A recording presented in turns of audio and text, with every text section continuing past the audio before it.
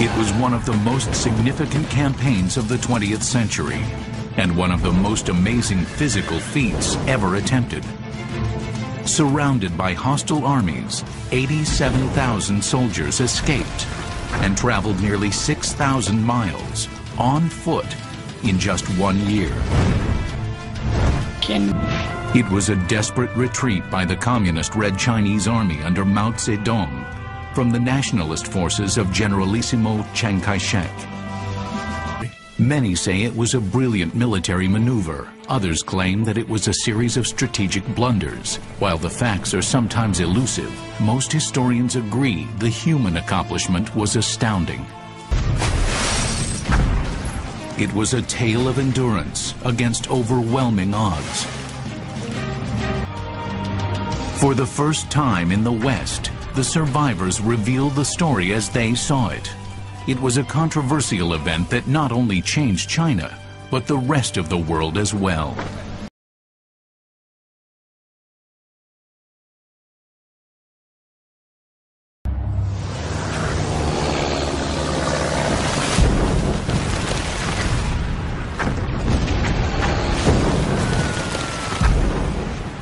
April 1934, Jiangxi Province, China. Two armies were locked in intense combat. China's central government, the nationalists, had an overwhelming military advantage, and they were using it to surround and destroy their avowed enemy, the Chinese communists. On the verge of annihilation, the communist leaders were desperate for a solution. The story of what happened next has many sides. It is part legend, part mythology, and historians still debate the elusive facts. But on this they agree. The communist decision in 1934 changed the country of China forever. For the winners of this epic clash, the prize was immense. With the world's oldest sustained culture spanning over 4,000 years, this was a land steeped in mystery and tradition. In the 1920s, China was a sleeping world power, and its vast natural resources were barely tapped. 80% of its 450 million people were poor peasants who lived in the countryside. Of those, well over half owned no land. They often worked for little more than food from absentee landlords.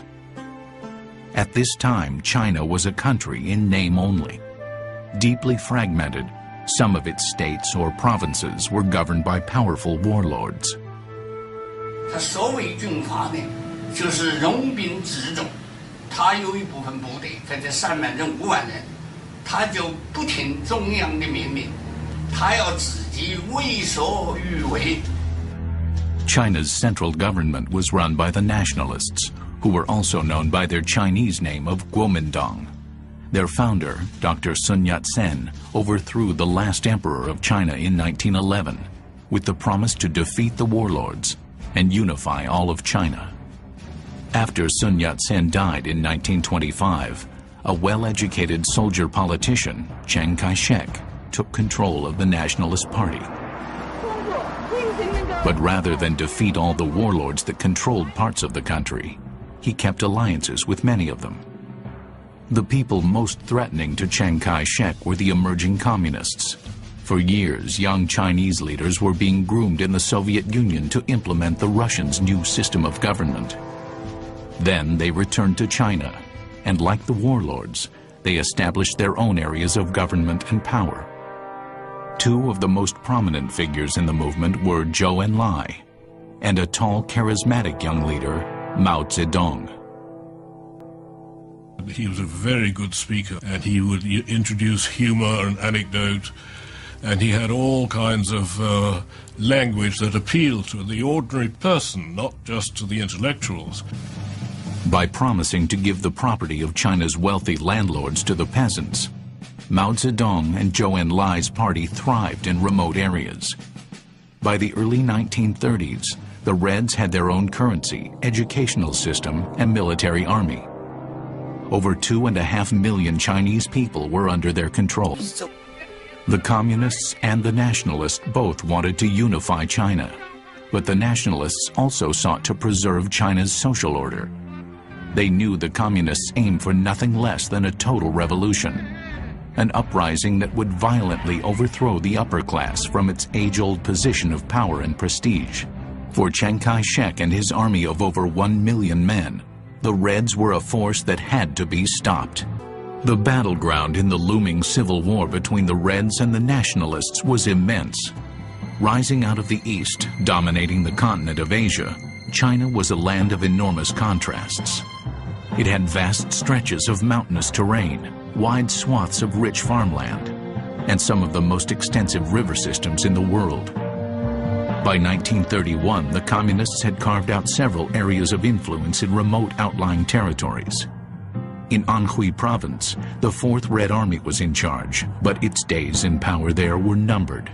In the south, Mao Zedong's First Red Army held tightly to much of Jiangxi province. Here, the army protected the key members of the Chinese Communist Party. Surrounding them on the map, Chiang Kai-shek's nationalists controlled most of southern China, but their influence on ordinary Chinese peasants was far more limited. Chiang Kai-shek pursued the communists relentlessly and launched several major military assaults with the intent to annihilate Mao Zedong's army. But they were turned back each time. Mao's outnumbered forces prevailed with hit-and-run guerrilla tactics. The defeat seemed to make Chiang even more determined. On September 18, 1931, his forces were again closing in on Jiangxi province. This time, 300,000 men were marshaled to deliver a knockout blow. But on that day, China's fortune changed. Nearly 1,000 miles north, the Japanese Imperial Army invaded the northeast Chinese region of Manchuria. The untapped potential of China's natural resources had not gone unnoticed by Japan. The Japanese already occupied the island of Taiwan, all of the Korean peninsula, and some smaller parts of China that they kept after their war with Russia in 1905. While the Japanese rolled into northeast China, the world watched to see how Chiang Kai-shek would respond. The United States and Great Britain were determined to blunt the Japanese advance. Bombers, fighters, and reconnaissance planes were shipped to the nationalists. Now, Chiang Kai-shek was in a tenuous situation. The Japanese army was on the move in the north. The Red Army seemed firmly entrenched in the south. His American and British advisors pressured him to attack the Japanese. The decision Chiang announced to his staff was momentous. In May 1933, Chiang again set his sights on the First Red Army. To clear the way, he approved the Tonggu Truce, with a new Japanese-appointed government in the northeast. But Mao's men still won out, despite being outnumbered. But ironically, Mao's victories led some in Moscow to believe the Reds were capable of more than just ambush-style guerrilla warfare. When Mao rejected suggestions that he adopt more aggressive tactics, he offended several of his colleagues. In turn, they engineered a political coup.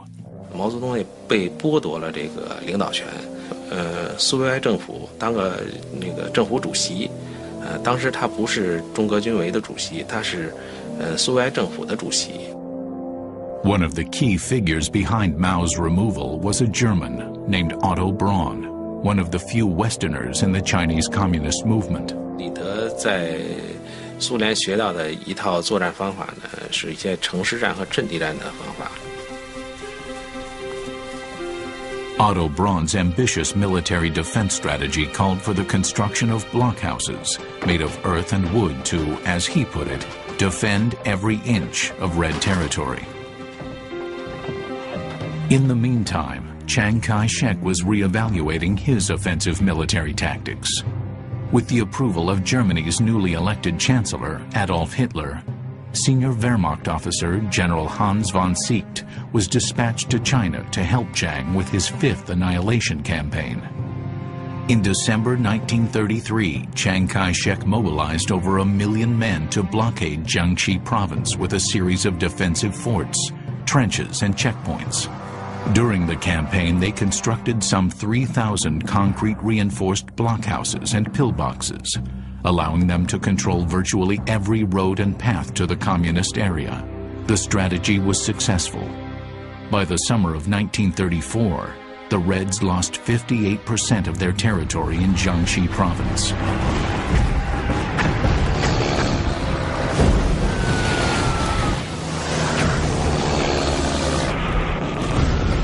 Under Mao's strategy, when the nationalists advanced, they would retreat. Now the Reds tried to hold their ground.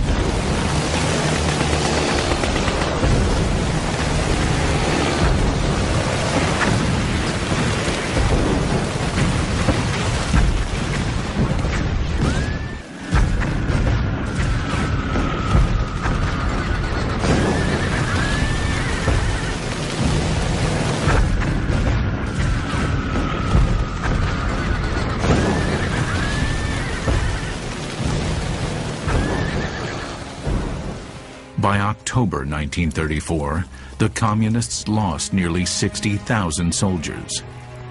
Facing total destruction, the leaders of the First Red Army made a crucial decision: to escape with their entire army and begin what would become known as the Long March. But that was all they knew. In early October, the First Red Army secretly began recalling its men from the fighting front. However, there was much confusion. On October 17, 1934, the Red Army crossed the Yudu River. The Long March had begun. It would take them on an epic journey across China, fighting against enemy troops and hostile terrain every step of the way. It would become a major turning point of the revolution, and one of the defining moments in Chinese history. But for now, all the Reds knew was that they were marching into the unknown, and they faced almost certain destruction. October 1934. Following devastating losses to Chiang Kai-shek's nationalist forces, the Chinese Communists streamed out of their territory in Jiangxi province. This began one of the most significant events in modern China: the Long March. The formation of nearly 87,000 moved in two main columns to the west and to the south.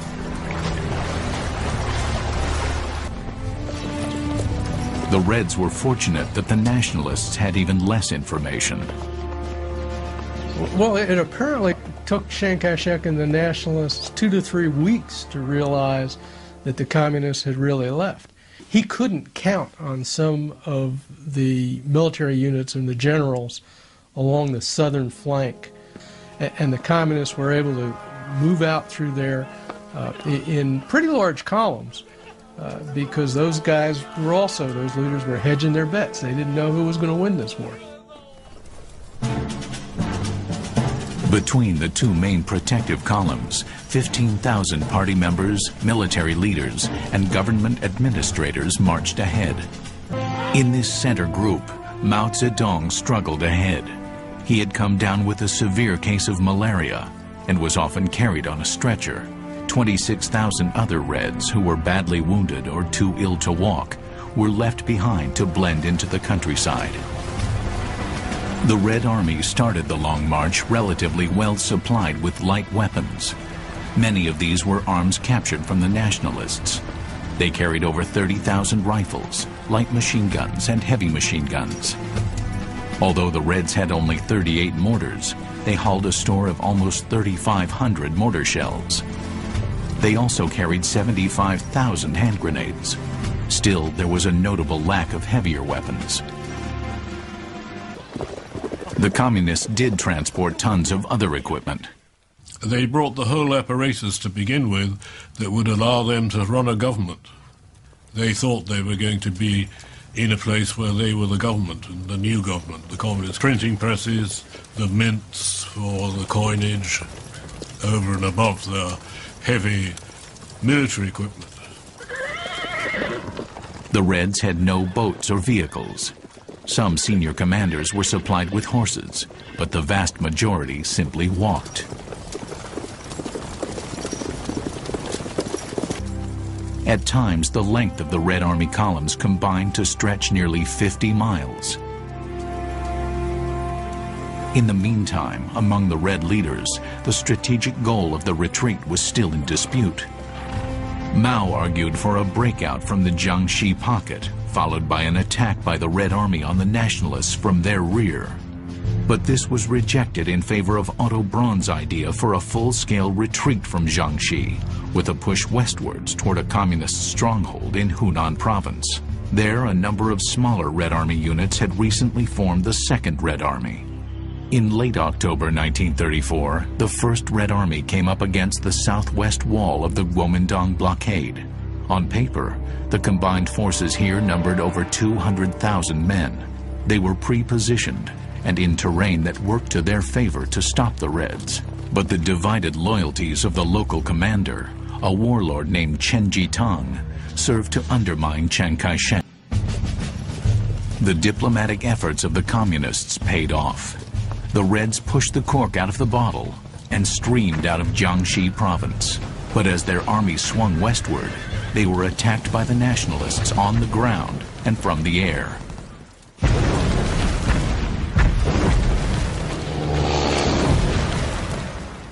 The communists were particularly vulnerable to strafing attacks. They had no planes of their own, while the nationalists had between 200 and 300 aircraft. Even so, these aircraft posed a serious threat to the Red Army. To avoid air assaults, the Reds often moved at night. The communists assert they lost 30,000 men to battle, but some skeptics suggest that some of the early Red losses were due to desertions, illness, or exhaustion. Nonetheless, the medics were overwhelmed. In the meantime, a new obstacle loomed ahead, one that threatened to stop the Reds dead in their tracks: the mighty Siang River.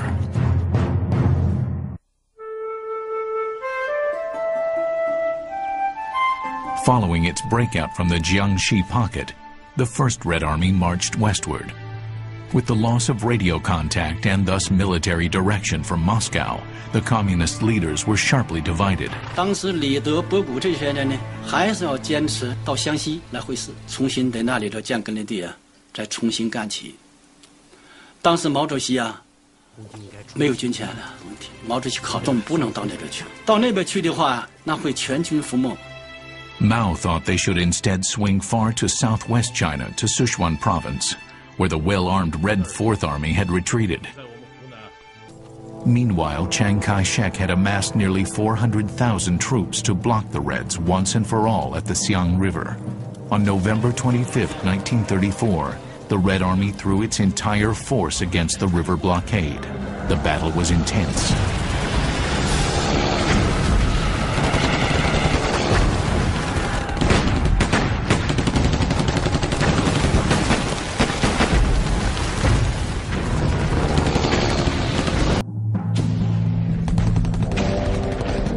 Communists suffered heavy losses.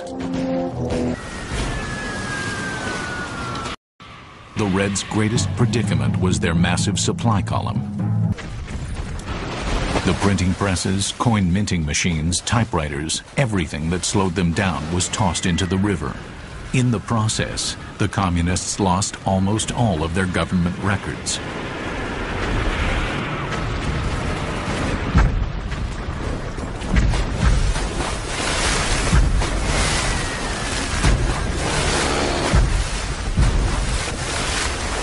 After 8 days of savage fighting, the last of the Reds crossed the Siang River.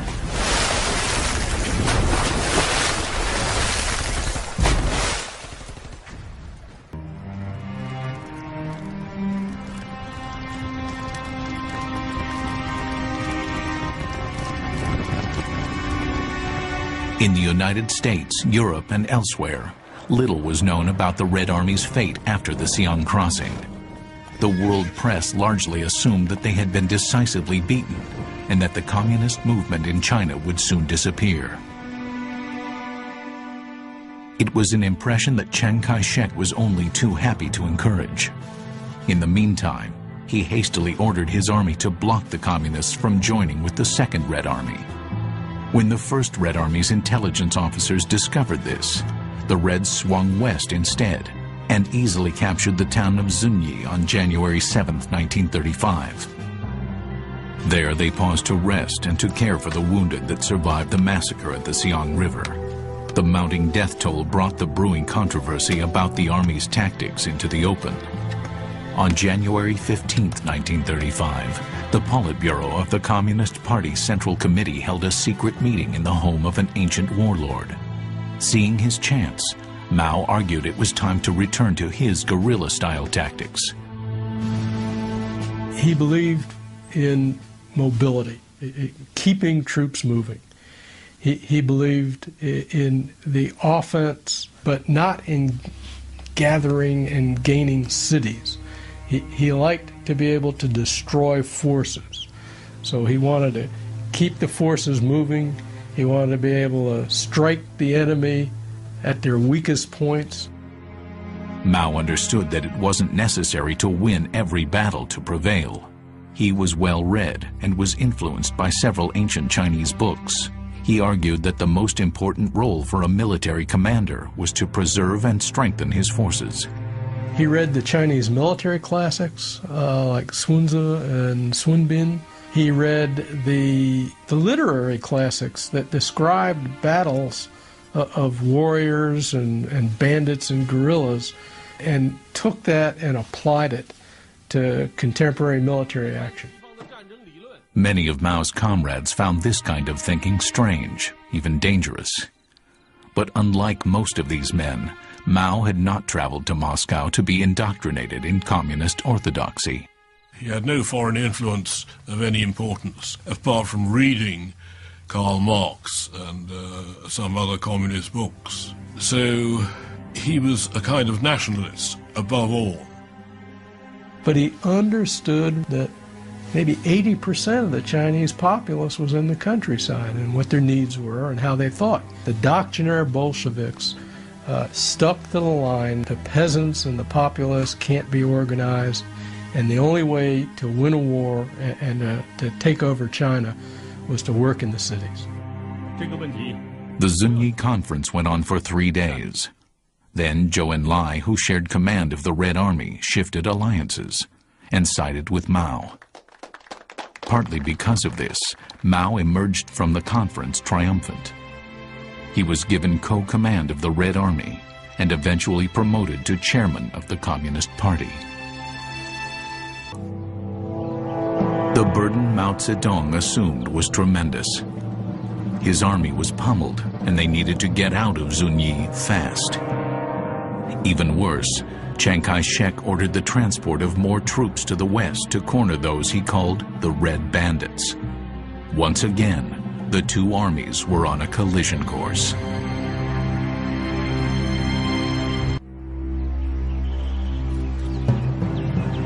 After the disastrous battle at the Siang River, the First Red Army was a shadow of its former self. By January 1935, it lost most of its heavy mortar launchers and nearly 2/3 of its original force of 87,000 men. Meanwhile, the Japanese brushed aside their truce with Chiang Kai-shek and began to expand their territory in northern China. Their next objectives were to the west, the Inner Mongolian province of Chahar and northern Hebei. Chiang monitored these advances, but he was also following the Red Army's advance. Again, he marshaled his men west to block their escape. As the First Red Army pushed on, Mao Zedong reconsidered the ultimate goal of the Long March. So then the question was where to go. There was 2 or 3 other communist bases in China, in different places, which the Kuomintang had not been able to reach or to assault for various reasons, remote areas, difficult communication, transportation, and so on. So one of these obviously was the place to go for. Instead of turning back to link up with the Second Red Army, Mao decided instead to try to reach the Fourth Red Army, which had retreated west and was located north of Mao's forces. But the only way to avoid the nationalists in between was to take the least obvious path, to the west. To some, the strategy seemed daring. To others, it appeared reckless. Dozens of rivers and great mountain ranges would need to be crossed to reach the Fourth Red Army in Sichuan province. They picked the toughest terrain that has never been used by other armies in China. They missed the North China Plain, they missed the Central Plains, they missed the great river systems that would have brought them close to where they were going because they couldn't depend on avoiding the nationalists in those areas. So it was a very, very difficult route. Since the army was easy to find from the air, Mao and his closest military commander, Zhu De, looked for ways to hide their men. Zhu De had a strong sense of the ends, the ways, and the means of military strategy. How to move people around the battlefield, how terrain worked, how logistics worked. The main guerrilla tactic that Mao used during the Long March itself was his dispersing of the marchers into lots of different columns who went on different axes. I mean, they were all going basically to the same place, but they took lots of different routes to get there. And by doing this, they deceived the nationalists as to what their eventual target was, and rather left the nationalists floundering. Splitting the Red forces also created command and control problems. The teenaged couriers were recruited from the ranks of the youngest of the Red cadres, the so-called Little Red Devils. Most of them were younger than 15 years old. Just as important as command communication was keeping track of the nationalists. Information on Kuomintang forces was gleaned from stories in local newspapers where censorship was lacking. Local peasants provided tips, and spies played a key role. Using this intelligence and his own instincts, Mao threw the Kuomintang off his trail at the Chushui River. As wide as many spots on the Mississippi, the Chushui had no large boats on it. They had been destroyed earlier by Chiang's troops. Red engineers constructed a crude pontoon bridge out of 6 smaller boats, over which they laid a walkway of planks. Then they spread out all over the countryside in smaller groups. To keep the nationalists off his trail, Mao ordered his men to cross over the Chushui River 3 more times. After consolidating his forces, Mao approached the Loshan Pass. This was a narrow choke point the Reds had to pass through to continue their journey west. Mao sensed this was a site where they were vulnerable. He ordered his men to race to the pass. By now, the nationalists had the same objective, but the Reds moved faster, arriving just minutes ahead of the nationalist troops. On February 26, 1935, the two armies collided head-on. In this case, Mao had to rely on a very committed front echelon that was able to lay down a base of fire with some automatic weapons and use hand grenades to break through a very narrow area. Over the 2-day battle, Red forces smashed 2 nationalist divisions, killing some 1,000 troops. Mao won his first significant battlefield victory. Most important, his men began to trust his leadership. The Reds took 2,000 prisoners, captured over 1,000 rifles, and added 100,000 bullets to their arsenal. After nearly 2 months of indirect maneuvers to avoid detection, Mao ordered a feint toward the 4th Red Army. A tributary to the Yangtze River, the Golden Sands River had a single ford at a small toll collection point called Jiaoping Fort. With the rest of the Red Army trailing behind, the Communists reported that a single battalion covered an astonishing 85 miles in a single day and night to seize the fort. This was nearly twice the largest daily advance made by the mechanized blitzkriegs across France during World War II. When they reached the fort, the battalion unpacked captured nationalist uniforms and changed their clothing. In a cunning act of trickery, they talked their way into the fort without firing a shot. When Chiang Kai-shek received the news that Mao had successfully crossed the Golden Sands, he was furious. He immediately flew to Sichuan province, where he personally mobilized new forces, hoping to cut the Red Army off at the next critical choke point. the deep-running Dadu River. Chang was right. The communist forces had dwindled, but they were gaining new recruits and some support from the Chinese peasants. The Reds carefully exploited this antagonism. Strict rules were enacted to gain support from the peasants, but even policies such as the forcible confiscation and redistribution of the landlord's property were not enough to win over all the poorer peoples of China.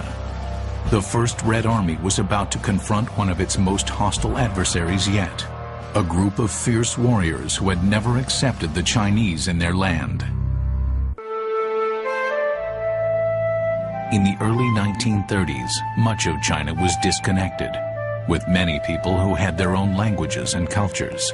They often lived far from one another and were cut off from modern conveniences like telephones, highways, and electricity. In April 1935, after nearly 180 days of marching, the Red Army entered the territory of one of these indigenous groups. They were a fierce warrior people called the Minority Yi. Their region was known in the West as Lolo Land. An area of dense forests and jagged mountains, Lolo Land remained unconquered and semi-independent of China. Since the Minority Yi people were intensely hostile to the Chinese, Chiang Kai-shek was betting that if the mountainous terrain didn't stop the Reds, the people living there would. At the very least, the harsh terrain would buy him time to move his forces north of the mighty Dadu River for a final showdown with the communists. To solve these problems, the Reds sent envoys to negotiate with the leaders of the Minority Yi. Led by Red Army General Liu Bo-chung, who knew the Yi and could speak their language, the Reds made a promise they would keep: to preserve Lolo autonomy if their revolution was successful. With these inducements, the Yi were won over. To seal the bargain, Liu Bo-chung and Lolo chieftain Xiao Iadan performed an ancient tribal ceremony.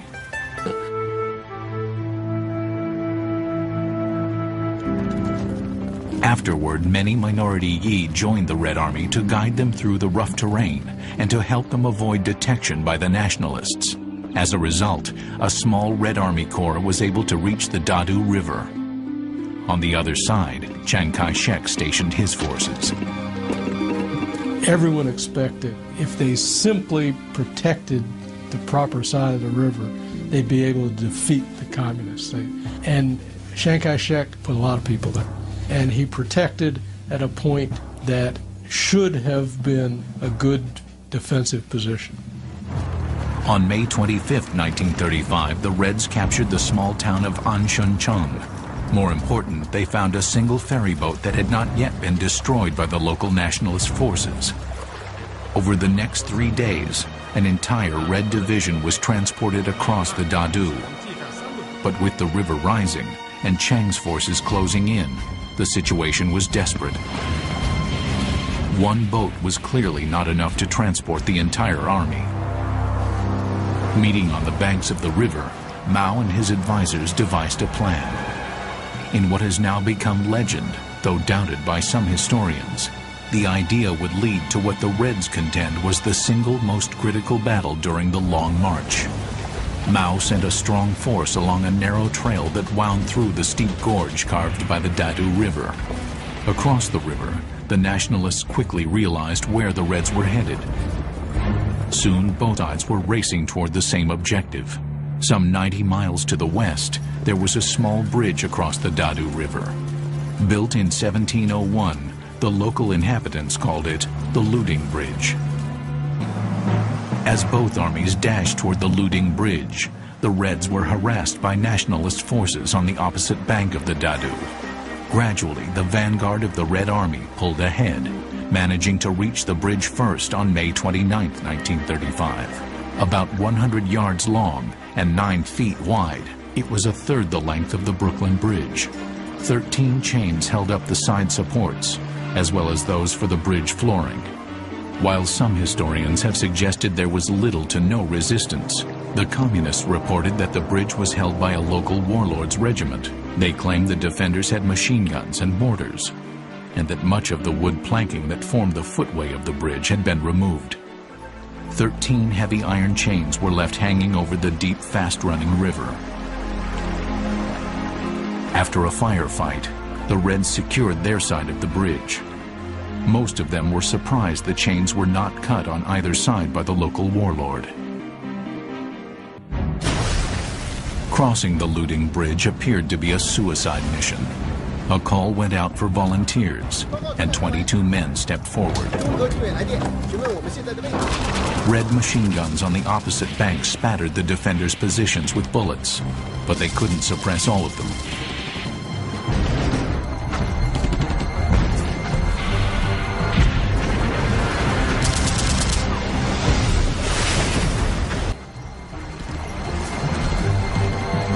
The communists claim one of the attackers tossed a perfectly aimed grenade into the machine gun nest guarding the end of the bridge. It was soon followed by a barrage of grenades thrown by other Red soldiers who were following along behind the assault team, replanking the chains as they crossed.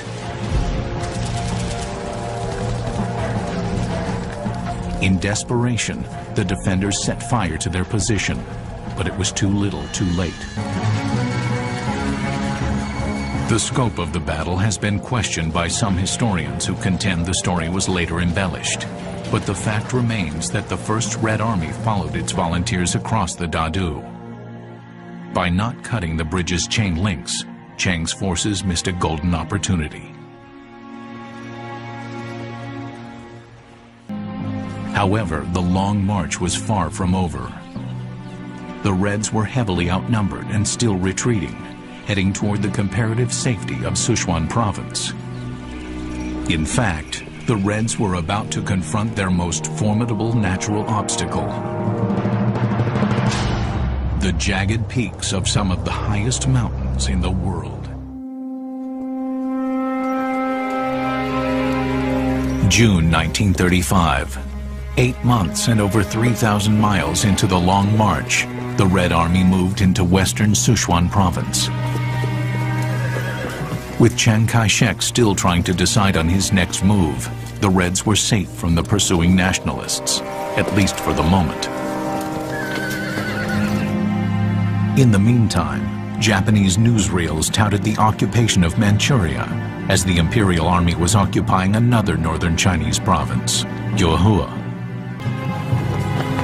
Yet patriotism alone could not surmount the awesome natural barrier that lay right in the Red Army's path. It was a series of peaks called the Snowy Mountains, some towering over 15,000 feet.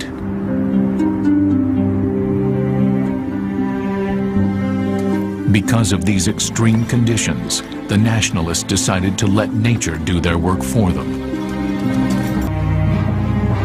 The Snowies were not a well-defined range, but a series of jagged mountains and high passes in an area of China that was so remote that much of it had not been mapped. Some historians cite Mao's choice to cross the Snowies as an example of blundering, but at this point, he had no other choice to avoid the nationalists. Besides the fact that the Reds were exhausted and decimated by over 240 days of marching, most had no experience climbing or surviving in mountains. Nearly all of them came from the hot and humid semi-tropical areas of southern China, and few had ever seen mountainous snowy terrain, let alone climbed it. Most had no heavy clothing and put on layers of the light cotton uniforms they had at the beginning of the march instead. Many of them lacked proper boots, and some wore makeshift footwear, stuffed with straw. The high altitude was a constant deadly enemy. The lack of oxygen threatened to transform exhaustion into death. Between peaks, firewood was always in demand to use for cooking, but carrying tree branches far distances was demanding. Daily rations typically consisted of a half pound of rice or sweet potatoes for breakfast, and a similar amount for dinner. The actual quantity was usually far less because of the difficulty in distributing food to a column of troops that stretched over many trails. Some Reds were stricken by snow blindness, a condition caused by the sunlight reflecting intensely off the snow. it produced temporary blindness in its victims. Medical personnel were instructed to march at the rear of the column to care for injured and sick stragglers. Many men chose to slide to get down the mountains, but this was more dangerous than it appeared, and many were lost, catapulting off the cliffs.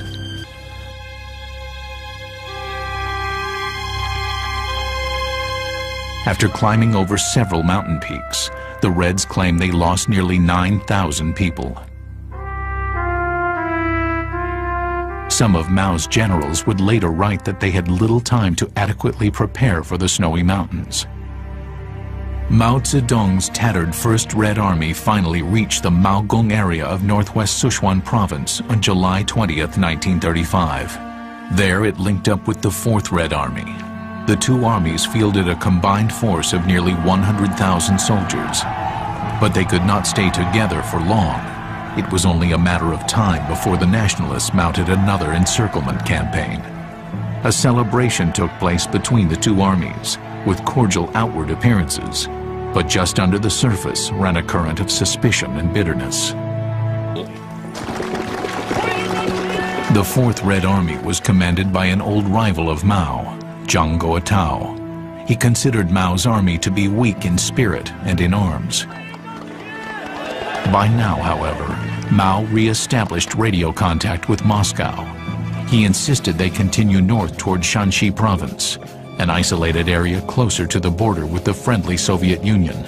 Zhang Guotao was well aware of the dangerous swamplands that had to be crossed, and he strongly disagreed. After several stormy meetings, Zhang finally agreed to follow Mao northward. But the Reds' problems were far from over. Not only was Chiang Kai-shek beginning to consolidate his forces for yet another attempt to corner the Reds, but a new barrier loomed ahead, one that would prove to be the deadliest natural obstacle along the trail.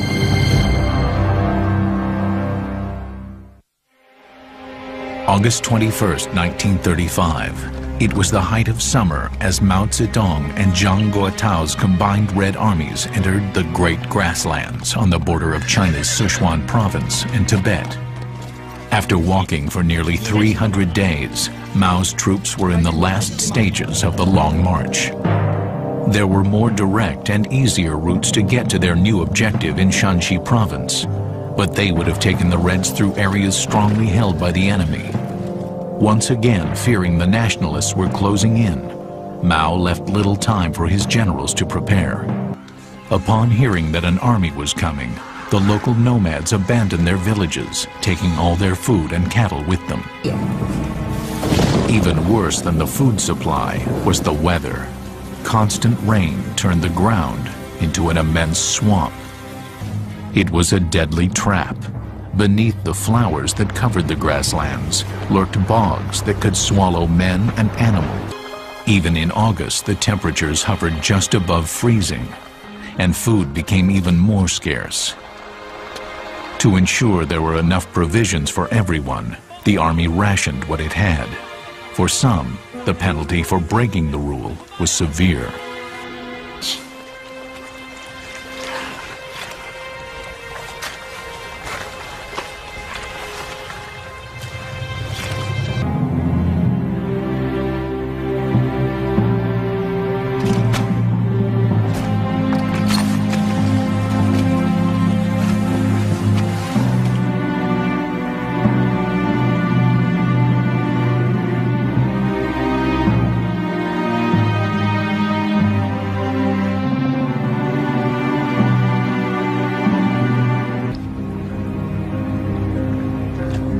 Despite the harsh conditions, the long march continued.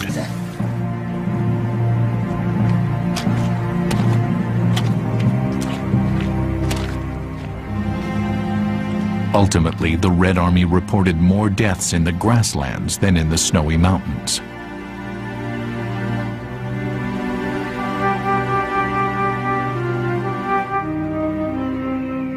Forces loyal to the nationalists were still in pursuit, but they fared even worse than the communists in the Great Grasslands and were eventually forced to turn back with only a fraction of their numbers intact. After Mao's and Zhang Guotao's combined Red Armies successfully crossed the Great Grasslands, the two leaders renewed their dispute about the goal of the Long March. While Mao felt that the Red Army needed the relative safety and distance from Chiang Kai-shek, Zhang still felt he was strong enough to return south and re-establish the communist presence. Some on both sides wanted to keep the armies from splitting up by force. As tensions ran high, so did the risk of a new civil war, this one within the Red Army. So, perhaps wisely, the two armies decided to separate. With some 80,000 men, Zhang returned to the south, taking the lion's share of the Red supplies. Mao led about 10,000 die-hard supporters to the north, toward Shanxi province. Ironically, the split may have helped Mao's forces to gain some breathing room from the pursuing nationalists. The loss of the 4th Red Army left Mao's forces seriously weakened. With hundreds of miles of rugged territory to cross and numerous battles yet to fight, they were more vulnerable than ever. In September 1935, the Red Army reached the border with Gansu province, just south of their objective, Shanxi province. Here they faced one last natural obstacle to their advance, the Lazico Pass.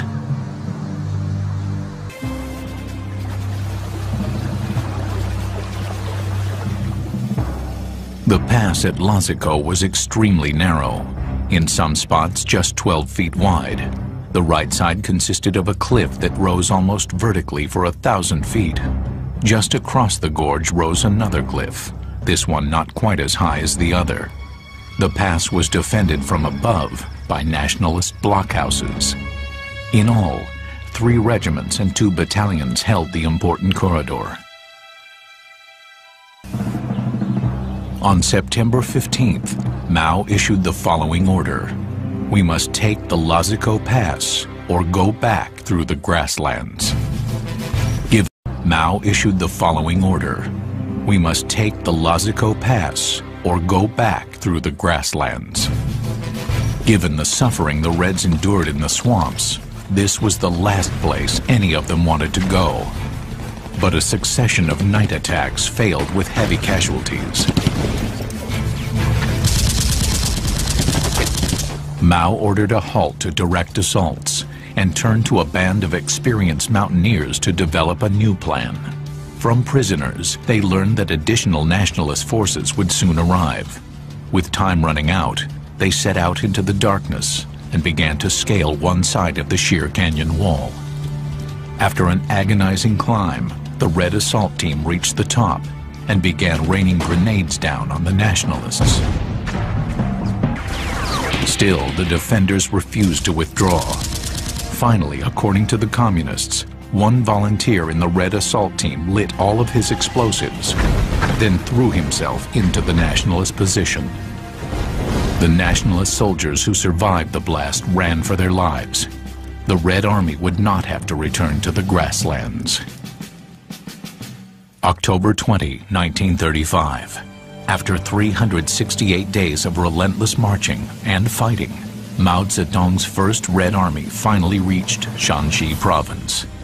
The long march appeared to be over. In Shanxi, the vanguard of the First Red Army linked up with other Red forces that had earlier established a small base of communist power in this desolate area. Here, the rugged landscape helped to protect the Reds. Of the original 87,000 men and women who began the long march, fewer than 6,000 made it to Shanxi. Together with the 30,000 Red troops already in Shanxi, the survivors of Mao's army began to recruit a new army, one that would begin a gradual, relentless drive to control all of China. Although the Long March was technically a defeat, the communists ultimately won a political victory.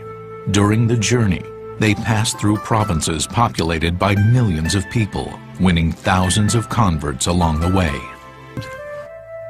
The Long March transformed Mao Zedong from a regional figure into a budding national leader. He now had a following among common people from all over China. Yet, to win a civil war in China, Mao would need hundreds of thousands of new soldiers. But the question was, where would he get them? Several months after the First Red Army arrived in Shanxi, Zhang Guotao's Fourth Red Army straggled into camp. His army was decimated during battles with the nationalists. 2 out of every 3 of his men were killed. Ironically, it was the Japanese occupation that helped the Reds. Communist propaganda teams exploited the issue, proclaiming that the Red Army was the only Chinese military force that would stand up to the invaders. This message struck a nerve with the local people in Shanxi. By 1937, Chiang Kai-shek was preparing for another major campaign against Mao's army. But by now, some in his military alliance had seen enough. The Red Army and the Nationalists finally agreed to an anti-Japanese alliance in 1937. But the truce was uneasy. When their joint campaign against Japan ended in 1945, the simmering conflict exploded into civil war. By now, the Red Army had over 1 million soldiers. It held 19 base areas and controlled a population of 100 million people across the North China Plain. But the Western powers threw their support and massive amounts of military assistance to Chiang Kai-shek. For many communists, the Long March was still not over. 1945. Following almost 8 years of an uneasy alliance to fight the invading Japanese, the Reds and Nationalists battled in a renewed civil war. Now more was at stake than just the future of China. This was the first showdown of the Cold War. For some nationalists, the defeat came as a shock. Others could see it coming. In 1949, the nationalists and Chiang Kai-shek were driven off the mainland and took refuge on the island of Taiwan. Chiang never returned to China. On October 1st, Mao Zedong declared the foundation of the People's Republic of China in Tiananmen Square.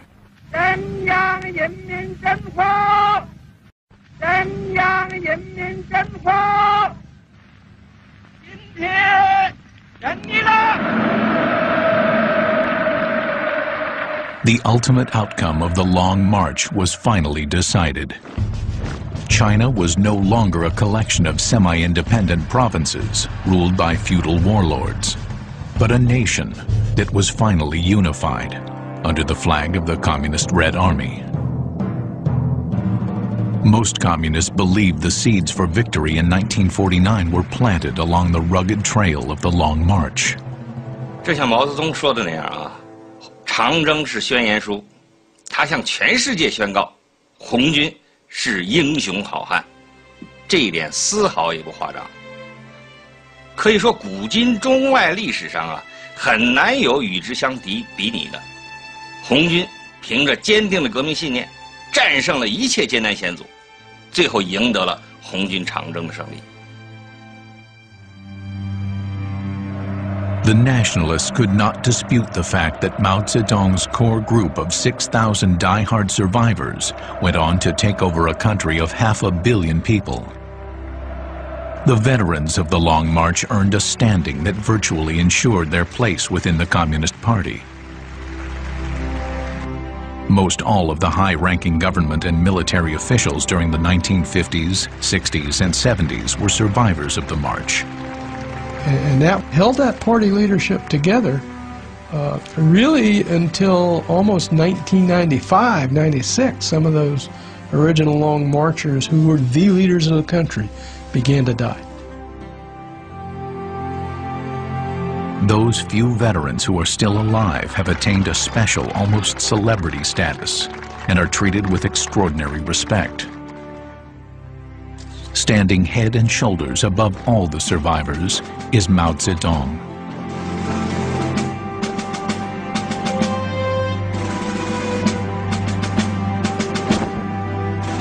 Despite decades of starvation and suffering by the Chinese people under some of his policies, he is still referred to by some as the great helmsman of the revolution. Mao, Zhou Enlai, Zhu Da, and the others who led the Long March are now considered to be the founding fathers of modern China. By most standards, their Long March Odyssey was a remarkable feat. It's an epic tale now taught in military academies the world over. Although some historians dismiss details of the communist story as propaganda, many agree it was an astonishing military maneuver. In 1 year and a day, the First Red Army covered nearly 6,000 miles, the distance from New York to San Francisco and back again. They averaged nearly 24 miles per day. They climbed 18 major mountain ranges and crossed over 24 rivers. The Reds occupied 62 cities and towns and broke through 10 enveloping armies commanded by local warlords. But the First Red Army was not the only group to undertake a long march. In an achievement that makes the tale all the more remarkable, 2 other major Red Armies eventually made their way north. They overcame many of the same mountains, swamplands, and hostile warlords along the way. For me, the Long March must rate with some of the most epic military expeditions throughout history. Nobody has ever retreated anything like that distance, suffered such immense casualties and yet managed to keep the basic organisation together. It's a quite remarkable achievement for which there's no real parallel throughout human history. The ability to take, starting out with over 100,000 people, and over the course of a year, mostly on foot, without supplies, without being able to count on support as you went, move that far in that period of time across that kind of terrain, I think is one of the heroic military achievements in history. The story reached the West after a sympathetic American writer, Edgar Snow, recorded Mao Zedong's account verbatim in 1936. Snow's book was welcomed in China, and afterward the march took on mythological proportions. Today, the tale is a virtual cornerstone of China's national identity.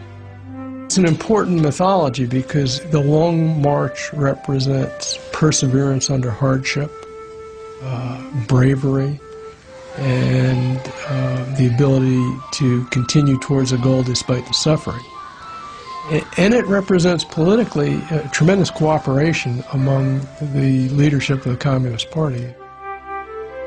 毛主席你曾经说这么句话：长征啊，将来啊，长征胜利啊，还会发芽、长叶、开花、结果。他还预言说，将来啊会取得收获的，这个收获是相当大的。 Just as tourists visit the famous battlefields of Europe, people from all over China visit the famous landmarks of the Long March. At every significant location of the journey, monuments dot the Chinese landscape. They stand in mute testimony to an extraordinary event, a quest for survival that ultimately charted a new path for China. 长征是伟大，毛主席他们领导的好，所以才有今天。现在我们国家组织得很好，发展得快。 那都是原来的更好啊！来贯彻长征的精神，死了那么多的人，现在我们是享福啊，享谁的？享他们的福。所以我说不要忘他之心了。是啊，牺牲的真的是很自然的，没办法，我们在永远都牺牲了，我们在合作，啊，技术完成他没有完成的业务，这一代的不仅是我们这一代。 我们也希望呢，是我们的中国人民、中国的，是啊，青年一代，要继续，要有继承这个方面。